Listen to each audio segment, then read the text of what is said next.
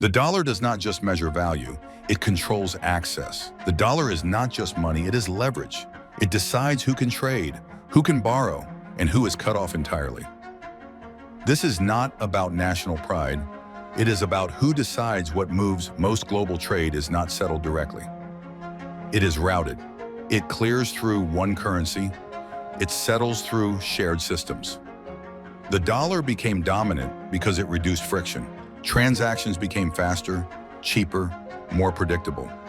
But dominance creates dependency, and dependency creates power. This shift happened gradually. What began as convenience became necessity. What was efficiency became exposure. After the Second World War, the dollar anchored the global financial system. Trade, debt, and key commodities all settled through the same channel. This made exchange efficient. It also centralized settlement. When most trade runs through one currency, control over that currency becomes control over access. This is not ideology, it is infrastructure. The dollar is not powerful because of what it represents. It is powerful because of where it sits in the transaction flow. The dollar is the common layer. Here is where power actually enters the system. The dollar's power is not in how much exists, it is in how it moves. Most international payments pass through dollar clearing systems. Banks rely on correspondent access. Institutions rely on settlement approval. A country can produce goods. It can negotiate contracts. It can agree on terms.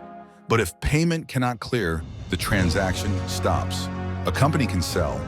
Until settlement is delayed or denied, the transaction still exists.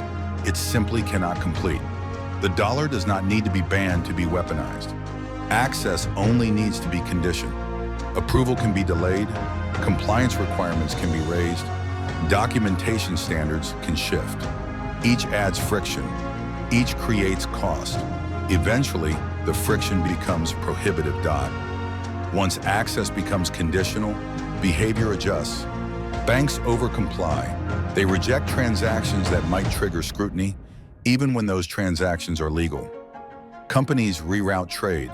They avoid counterparties in restricted regions, even for permitted goods. Governments self-restrain.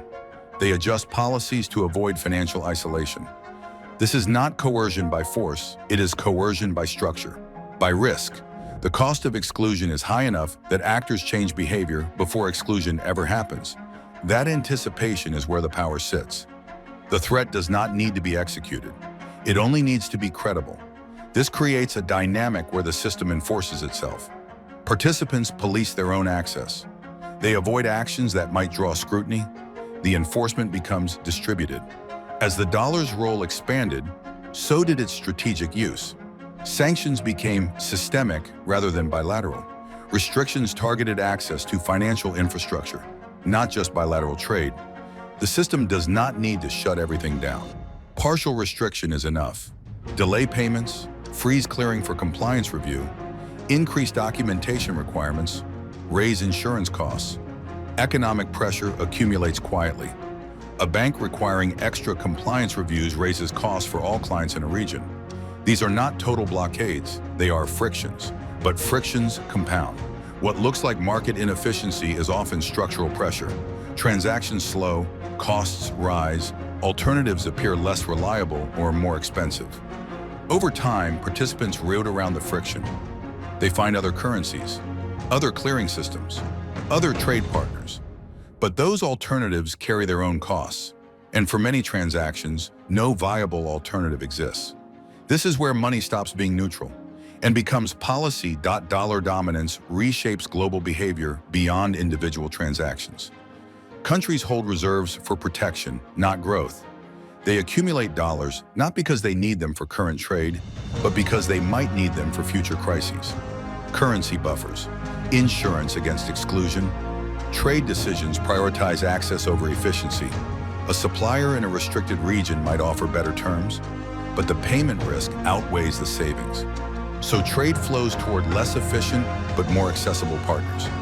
Financial systems align defensively. Legal reviews slow transactions. Risk aversion becomes institutional default. This creates fragility. The more central the system becomes, the more damaging exclusion becomes.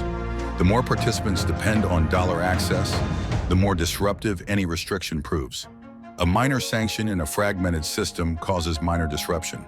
The same sanction in a centralized system cascades. Concentration creates efficiency, but it also creates vulnerability. A disruption in dollar access is not a trade problem. It is a systemic shock. Global debt is dollar-denominated, energy is priced in dollars, shipping and insurance clear in dollars. This concentrates exposure. Countries cannot simply switch currencies mid-transaction. Contracts are written, debts are denominated, infrastructure is configured for dollar settlement. Changing requires renegotiating agreements, reconfiguring systems, and accepting transition costs. That is why alternatives are discussed. Not because the dollar failed, but because dependence is costly. When access is conditional, reliability decreases. When reliability decreases, participants seek redundancy. Alternative currencies, bilateral arrangements, regional clearing systems. None replaces the dollar, but each reduces exposure marginally. The system remains dominant, but less exclusively so. Weaponizing infrastructure carries trade-offs. Power increases in the short term, trust declines in the long term. Each use of financial restrictions as policy teaches others to reduce exposure. Not immediately, not dramatically, but incrementally. Central banks diversify reserves. Governments build alternative payment channels. Companies establish redundant settlement routes. The system remains dominant, but less unquestioned. Adaptation begins quietly. A slight shift in reserve composition. A new bilateral currency agreement. None threatens dollar dominance individually, but cumulatively, they represent hedging behavior. The more the infrastructure is used for strategic purposes, the more participants seek alternatives. Not to replace the system, but to reduce dependence on it. The dollar did not become a weapon by design, it became one by structure. Power follows money. War follows power. And when money becomes infrastructure, infrastructure becomes leverage. The dollar's role as the global settlement layer was built for efficiency, but efficiency created concentration, and concentration created control points. Those control points can be used strategically, and they are. In the next episode, we examine what happens when states try to escape that leverage, not by abandoning the dollar, but by rerouting trade itself. Because borders matter less than routes, and routes can shift.